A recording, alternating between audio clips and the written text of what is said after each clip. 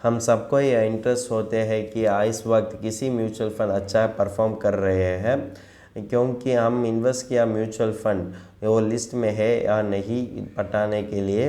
लेकिन यह जानकारी समटाइम्स इन्वेस्टर्स के लिए मिसलीडिंग भी हो सकता है। क्या आज देखते हैं किसी तरह यह जानकारी इन्वेस्टर्स के लिए मिसलीडिंग हो सकता है। हेलो दोस्तों, welcome to holisticinvestment.in YouTube channel. Different websites ने बेस्ट परफॉर्मिंग म्यूचुअल फंड आज तक दिया गया जाता है हर अलग अलग कैटेगरी में। लेकिन एज एन इन्वेस्टर हमको यह नहीं पता है कि यह जानकारी रिलेवेंट होते हैं और कि ट्रस्टवर्दी हो सकता है या नहीं।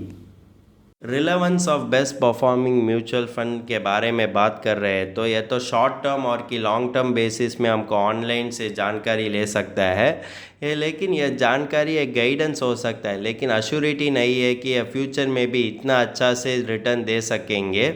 एक उदाहरण देखेंगे, एक जॉब अप्लीकेंट आए एक एचआर के पास, ये होता है कि कॉलेज टॉपर और कि प्रीवियस जॉब में भी अच्छा से काम किया गया जाता है।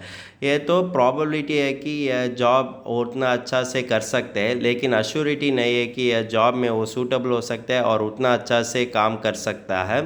अगर एक एसआईपी इन्वेस्टर हर महीने बेस्ट परफॉर्मिंग म्यूचुअल फंड बदलते हुए देखकर उस एसआईपी को चेंज कर सकता है? नहीं, वो नहीं कर सकता है। इसीलिए हम बोलते हैं कि एज एन इन्वेस्टर हम इस बेस्ट परफॉर्मिंग म्यूचुअल फंड पर जानकारी पर ओवर वेटेज नहीं देना चाहिए। One size does not fit all, इसका अर्थ होता है कि कोई भी म्यूचुअल फंड इन्वेस्टमेंट सभी इन्वेस्टर के लिए सूटेबल नहीं हो सकता है। हर इन्वेस्टर के लिए अलग अलग गोल्स होता है और हर गोल के लिए वो अलग अलग इन्वेस्टमेंट स्ट्रैटेजी इम्प्लीमेंट करना ही बेनिफिशियल हो सकता है। हम पहले गोल्स को सेट करना और उसके बाद ही फ़ंड को चुनना चाहिए। अगर देखेंगे तो फ़ंड चुनने से पहले हमारे पास क्लियर गोल्स और इन्वेस्टमेंट पर्पस होना चाहिए और टाइम हॉरिजन और की रिस्क प्रोफाइल पर ध्यान रखना चाहिए।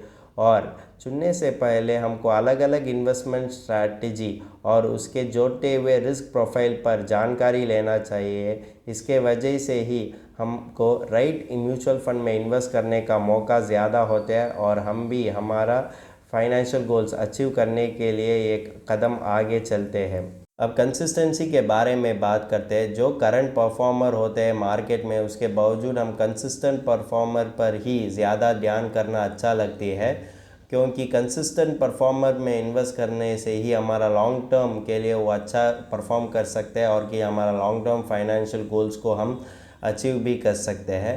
और फ़ंड चुनने से पहले उसका performance during the bull and बैर मार्केट देखना ज़रूरी पड़ते हैं। इसके वजह से हमको सही फ़ंड चुनने का मौका ज़्यादा हो सकता है। अब इस समय हम डुप्लीकेशन ऑफ एक्सिस्टिंग फंड और के ओवरलैपिंग के बारे में जानकारी लेते हैं। अगर देखेंगे तो एक अच्छा म्यूचुअल फंड स्कीम होता है, वो इन्वेस्टर तो इन्वेस्ट किया गया जाता है, फिर देखेंगे तो वो स्कीम वो पहले इन्वेस्टमेंट किया गया स्कीम की तरह ही फंक्शन हो जाता है। और ओवरलैपिंग कह सकते हैं कि हमारा इन्वेस्टमेंट पोर्टफोलियो में हमको 22 और 25 फंड्स हो सकता है। इसके वजह से हमको इन्वेस्टमेंट प्लान करना मुश्किल भी बच सकता है। इसीलिए हम सब पैरामीटर्स को देखकर ही सही म्यूचुअल फंड चुनना चाहिए। हम कंक्लूजन यह दे सकते हैं कि रेटिंग्स और रैंकिंग्स वजह से ही हम किसी भी म्यूचुअल फंड इन्वेस्टमेंट को नहीं चुनना। अगर आपको म्यूचुअल फंड इन्वेस्टमेंट चुनना चाहिए तो इन तीनों चीज़ों पर ध्यान रखना ज़रूरी पड़ती है: इन्वेस्टमेंट ऑब्जेक्टिव, रिस्क प्रोफाइल और के टाइम हॉरिजन। और हमारे पास एक कॉम्प्रिहेंसिव प्लान भी होना चाहिए, हम कैसे गोल को सेट करना और कि किसी इन्वेस्टमेंट को चुनना और कि एग्जीक्यूशन ऑफ प्लान कैसे करना है। अगर देखेंगे तो नए इन्वेस्टर के लिए ये तो बहुत मुश्किल काम हो सकता है और कि कठिन काम भी हो सकता है, इसीलिए वो प्रोफेशनल एडवाइस लेना एडवाइसेबल हो सकता है।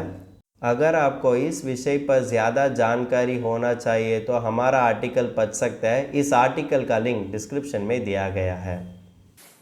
अगर तुमको इस टॉपिक में और कोई अदर फाइनेंस और इन्वेस्टमेंट रिलेटेड टॉपिक में संदेह है तो हमारा फाइनेंशियल एक्सपर्ट के साथ अपॉइंटमेंट बुक कर सकता है। अपॉइंटमेंट का लिंक डिस्क्रिप्शन में दिया गया है। और फिर इन्वेस्टमेंट के बारे में और फाइनेंस के बारे में तुमको ज़्यादा बताना चाहिए तो हमारा लाइव वेबिनार अटेंड कर दीजिए। वेबिनार का लिंक भी डिस्क्रिप्शन में दिया गया है। वेबिनार एब्सोल्युटली फ्री है। इस वीडियो तुमको पसंद है तो लाइक कर दीजिए, फ्रेंड्स के साथ शेयर कर दीजिए और ज़रूर सब्सक्राइब कर दीजिए। धन्यवाद।